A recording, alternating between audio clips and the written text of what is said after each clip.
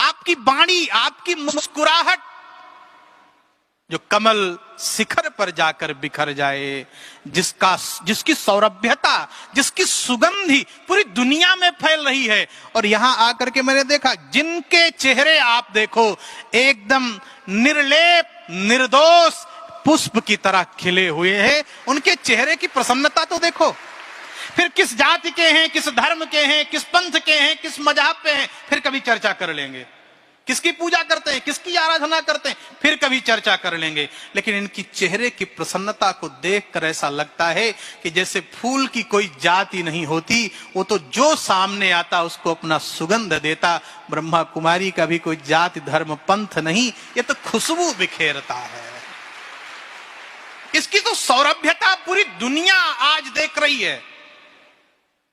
कुछ लोग कहते हैं कि महाराज जी वहां ऐसा है और भगवान की आराधना करने से रोकते हैं। कुछ लोगों का फोन भी आया मेरे पास, मैं इसीलिए यहां पर आया हूं। कुछ लोगों ने फोन किया कि सनातन धर्म का विरोध करते हैं और मूर्ति पूजा का विरोध करते हैं, और महाराज जी आप वहां कैसे जाते हैं। हमने कहा जब तक किसी को देखा ना जाए, जाना ना जाए, तब तक उसके ऊपर टिप्पणी न किया जाए। मैं सबके लिए ये बात कहता हूं, पहले जानिए, किसी भी धर्म को छोटा कह देना, पहले उस धर्म को तो पढ़ें आप, पहले उसके ग्रंथ को तो पढ़ें, विचारधारा तो को पढ़ें। हम स्वयं में अपने आप को सर्वश्रेष्ठ मानकर बैठ जाएं, अपना नेत्र बंद कर लेने से अंधेरा नहीं छाता, अंधेरा तब छाता है जब सूर्य अस्त होता है। मैंने देखा, यहां पर देखो सामने विराजमान दृश्य लगा हुआ है, जहां आप जाकर के देखो सारे देवी देवताओं का दृश्य लगा हुआ, मूर्ति पूजा का विरोध कैसे कर सकता है? कभी नहीं कर सकता। यहां विरोध नहीं है। और एक शब्द मैं आपसे कहूं, मैंने जो देखा, यहां पर सुधार से ज्यादा स्वीकार को मान्यता दी जा रही है। सुधार नहीं, बहुत हो गया सुधार। नशा मुक्ति, ये जो कार्य चल रहे हैं, ये सुधार के कार्य हैं, पर सुधार से ज्यादा आवश्यक है स्वीकार्य। स्वीकार करना सीखिए। भैया अच्छे लोगों को तो सब स्वीकार करते हैं, महान तो वो है जो बुरे को स्वीकार करके अच्छा बना दिया करे। स्वीकार उसे कहते हैं जो आया उसको स्वीकार कर लिया। ब्रह्मा कुमारी सबको स्वीकार करता है, सबको स्वीकार करता है। और यहां का वाक्य देखो, मेरे मीठे बच्चों, बहन बैठी हैं जानती हैं, वेद भगवान कहते हैं कि ये जो दुनिया के लोग हैं ये कौन है? कहा भो अमृत पुत्रा, ये अमृत के पुत्र हैं। सुबह सुबह मैं आ रहा था, अमृत काल की बात, आपकी जो वाणी है, आपके जो विचार हैं, वो ऐसे ओतप्रोत होकर के निकलते हैं ना, कि जैसे अगर गन्ने का जूस पीना हो तो बहुत मेहनत करना पड़ेगा, उसको काटो, छीलो, लाओ, रस निकालो, उसके बाद तब उसका पान करोगे। ब्रह्मा कुमारी में उस अध्यात्म का जूस पिलाया जाता है, बिना मेहनत के आपको प्राप्त हो जा रहा है। कोई मेहनत नहीं करना, बिल्कुल बढ़िया बना, ताजा, ठंडा किया हुआ अध्यात्म का वो जूस है जो माताएं, बहनें, हमारे भाई लोग बनाकर रखे हैं। आओ और उस अध्यात्म का जूस पियो और पूरी दुनिया को अध्यात्म में बना दो। उसकी परिकल्पना यहां से प्रारंभ हो रही है। आप सब यहां पर विराजमान हैं, यहां से एक जीवन शैली, एक ऊर्जा, एक पवित्रता लेकर जब पूरी दुनिया में जाएंगे तो पूरी दुनिया वैसे भी भारत की ओर देख रही है। 21वीं सदी भारत के अभ्युत्थान का है, 21वीं सदी भारत के विश्व गुरु का है। और अब तो कहना ही क्या है, भारत तो धरती छोड़ो चंद्रमा पर भी चंद्रयान स्थापित कर दिया है। सूरज सबसे पहले यदि हमारे भारत से निकलता है तो चंद्रमा भी दक्षिण में अब चंद्रयान को स्थापित कर दिया। आने वाली 21वीं सदी राम राज्य की होगी, आने वाली 21वीं सदी मानवता की होगी, आने वाली 21वीं सदी धर्म की होगी, आने वाली 21वीं सदी पवित्रता की होगी, आने वाली 21वीं सदी त्याग की होगी, आने वाली 21वीं सदी समर्पण का होगा, जिसका मंगलाचरण ब्रह्मा कुमारी के इस पावन प्रांगण से प्रारंभ हो रहा है। और आप सब इसके साक्षी हैं। आज दादी के 16वीं पुण्यतिथि स्मृति दिवस के पावन पर्व पर यह बात मैं कहता हुआ जा रहा हूं कि आप सब उसके साक्षी बनने वाले हैं। एक एक पुष्प अपनी सुगंधि को बिखेरेंगे, एक एक व्यक्ति अपनी जीवन की नैतिकता और पवित्रता का पालन करेगा, तो ये पूरी दुनिया एक दिन स्वीकार करेगी कि नहीं नहीं, भारत विश्व गुरु था नहीं, भारत विश्व गुरु है। और आचरण की परंपरा यदि कहीं से मिलेगी तो वो भारत से मिलेगी और कहीं से नहीं मिल सकती है। तभी तो दारा सिकोह जैसे तानाशाह इस भारत में आया, उसने कहा कि वेदों का फारसी अनुवाद कराओ। क्यों? मुझे पढ़ना है, मुझे जानना है कि वास्तव में है क्या इसकी बात, क्या गंभीरता है इसमें, कितनी डेप्थ है इसमें। दारा सिकोह के बाद जब अंग्रेज आया, उसने मैकाले को भेजा और मैकाले से कहा कि भारत की इतनी बड़ी गरिमा और पवित्रता, पता लगाओ कि उसकी मजबूती क्या है, पता लगाओ कि उसकी स्ट्रेंथ क्या है। मैकाले आया और आकर के उसने अपनी एक शोध ग्रंथ प्रस्तुत किया। शोध ग्रंथ प्रस्तुत करते हुए उसने दो बातें लिखी, बहुत महत्वपूर्ण बातें लिखी उसने कहा कि भारत को तब तक गुलाम नहीं बनाया जा सकता जब तक भारत की ऋषि परंपरा और भारत की कृषि परंपरा समाप्त नहीं हो जाती है। और आप सब ऋषि के ही संतान हैं, आप सब ऋषि के संतान हैं। हमारी संस्कृति, हमारी ऋषि परंपरा और हमारे ग्रंथ पूरी दुनिया का दिग्दर्शन है, पूरी दुनिया का आत्मबोध है, पूरी दुनिया का आत्मचिंतन है, पूरी दुनिया का आत्म केंद्र है। और हमें गर्व होना चाहिए कि हम उस भारत में विराजमान हैं जहां इतने पवित्र लोग एक साथ बैठते हैं। इनका भोजन, इनका चलना, इनका उठना, इनकी वाणी, इनका दर्शन, इनकी वेशभूषा, इनका बोलचाल यदि देखना है तो ब्रह्मा कुमारी में केवल ब्रह्मा कुमारी नहीं, भारत का दर्शन होता है। क्या भारत का दर्शन हो रहा है? और निश्चित रूप से इस परंपरा को आगे बढ़ाने का कार्य आप सबकी जिम्मेदारी और हम सबकी जिम्मेदारी भी है। जैसे परमात्मा तक जाने के मार्ग कई हो सकते हैं, पर जाना तो एक ही जगह है। जाना तो एक ही जगह, मंजिल सबकी एक है। कोई ट्रेन से जाएगा, कोई प्लेन से जाएगा, कोई गाड़ी से जाएगा, तो कोई पैदल जाएगा। जिसकी जैसी साधना, जैसा प्रकल्प, वो उस प्रकार से उस साधना को प्राप्त करेगा। मैं बहुत बहुत धन्यवाद देता हूं हमारे मुकेश जी को, धन्यवाद देता हूं मैं चंद्रेश जी को, मृत्युंजय भैया को, और हमारी बहन जो हैं, जो इतना सुंदर इस मंच का संचालन कर रही हैं। निश्चित रूप से हमारी बहन मनोरमा जी और आप सब यहां पधारे लोग कि मुझे यहां आने का अवसर प्राप्त हुआ है। आप सब इसी प्रकार से दिव्यता के साथ, इसी प्रकार से पवित्रता के साथ, इसी प्रकार से अपने जीवन में अध्यात्म को पिरोकर एक दिन भारत नहीं पूरे विश्व में ब्रह्मा कुमारी छा जाए और पूरी तरह इस अध्यात्म और आनंद के परिचय से ओतप्रोत कर दे। मैं ऐसी मंगल कामना व्यक्त करता हूं और एक लाइन आपको सुनाना चाहता हूं। भाई साहब माइक ठीक कर दीजिए, मॉनिटर नहीं आ रहा है। एक गीत आपको सुनाना चाहता हूं जो हमारी दादी जी का आपके सबके प्रति भाव था। दादी का भाव मैं आपको सुनाना चाहता हूं। अपने बच्चों से उनका संदेश है और दादी कह रही हैं, खुश रहो हर खुशी है तुम्हारे लिए, खुश रहो हर खुशी है तुम्हारे लिए, छोड़ दो आंसुओं को हमारे लिए, छोड़ दो आंसुओं को हमारे लिए, खुश रहो हर खुशी है तुम्हारे लिए। और दीदी ने क्या कहा, क्यों उदासी की तस्वीर बन के पड़े। जो यहां आ गया कोई उदास नहीं होगा।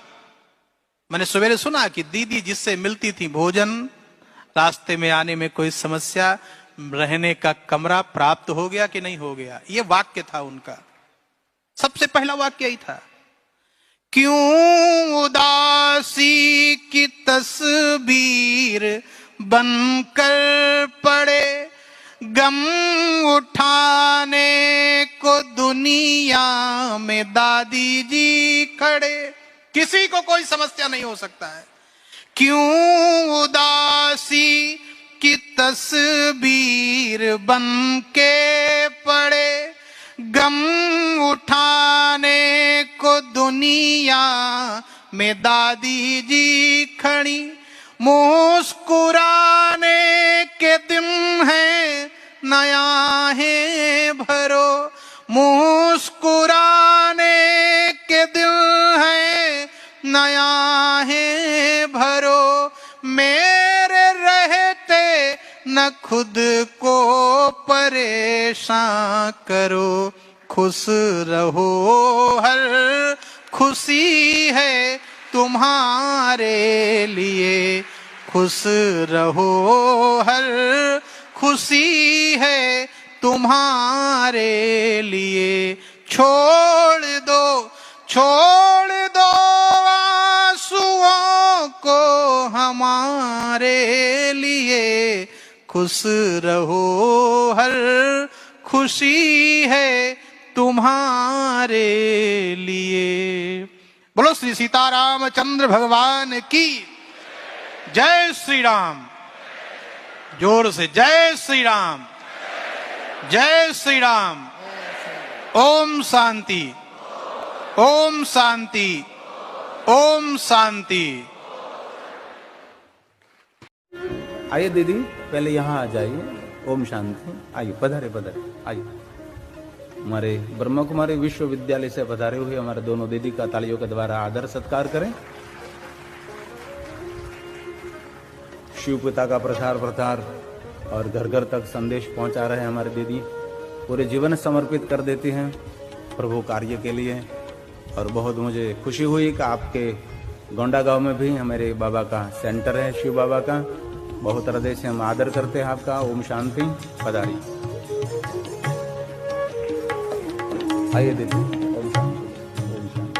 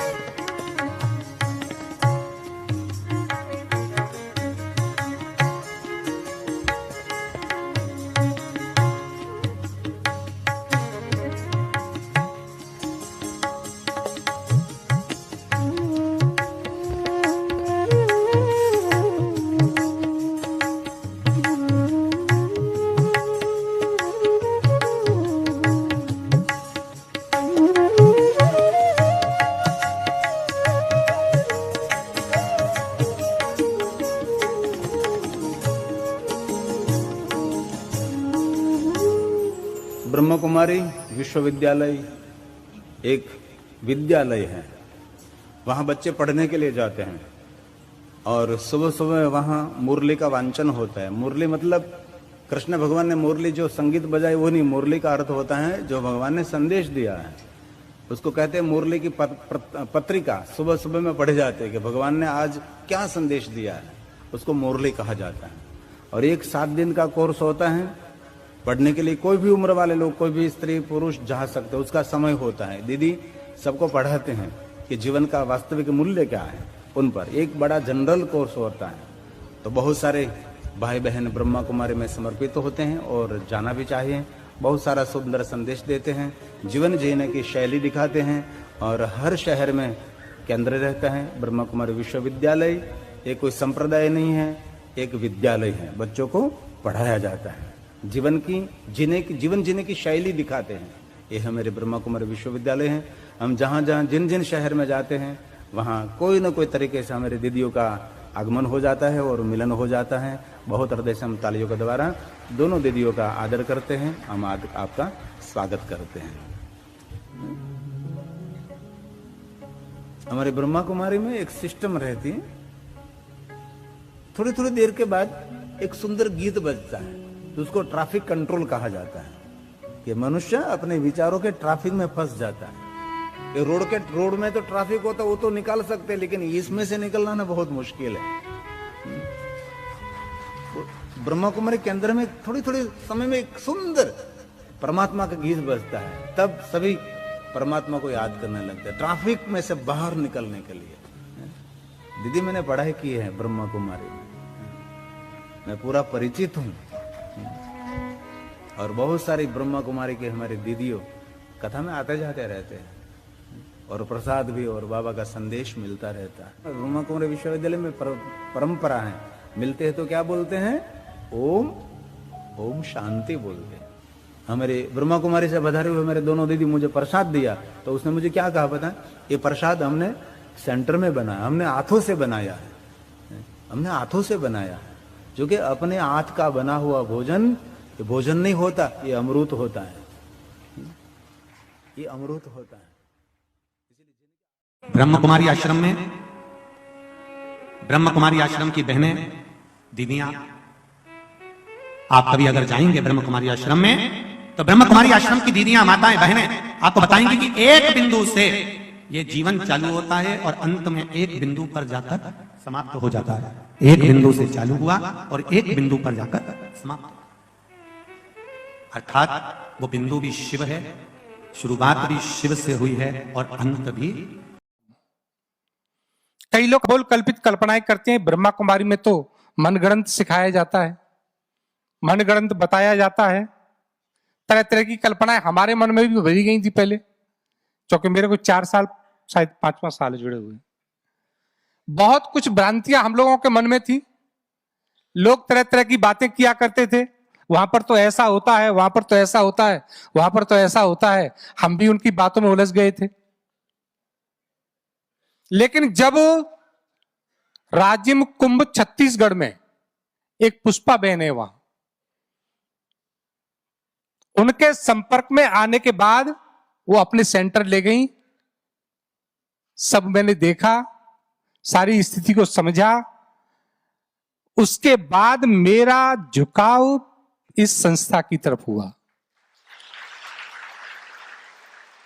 लोगों की कही हुई सुनी बातों पर मैंने ध्यान नहीं दिया। फिर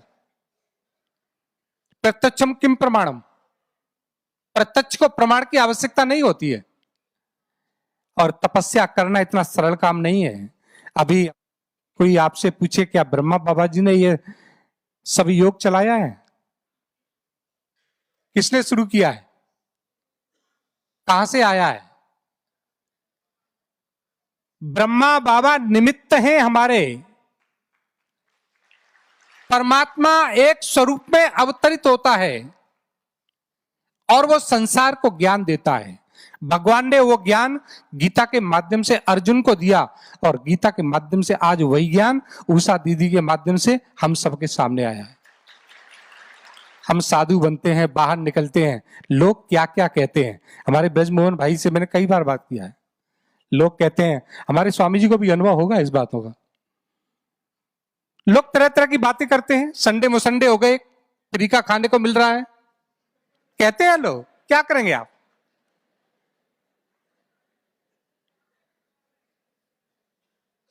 संत बनना उतना सरल नहीं है। और मैं तब सोचने को मजबूर हो जाता हूं कि हमारे जैसे पुरुष होने के बाद भी, पढ़े लिखे होने के बाद भी, इंजीनियरिंग किए हुए हैं, डॉक्टरेट किए हुए हैं, उसके बाद हमको इतना सुनना पड़ता है संसारी लोगों की बातों को, तो कभी कभी मैं सोचता हूं हमारी ब्रह्मा कुमारी बहनें जब बाहर निकलती हैं तो इनको क्या क्या नहीं सहन करना पड़ता होगा। सोचता हूं कभी कभी इन बातों को। हमारे से बड़ी तपस्या तो इन बहनों की है। हम पुरुष होकर ट्रेन में निकलना मुश्किल हो जाता है और ये बहनें तो ट्रेन में अकेली चलती हैं, पूरी दुनिया का भ्रमण करती हैं। सहन शक्ति कितनी होगी इनके अंदर, त्याग की भावना कितनी होगी इनके अंदर। गीता को सही मायनों में किसी ने उतारा है तो इन बहनों ने उतारा है और किसी ने नहीं उतार पाया।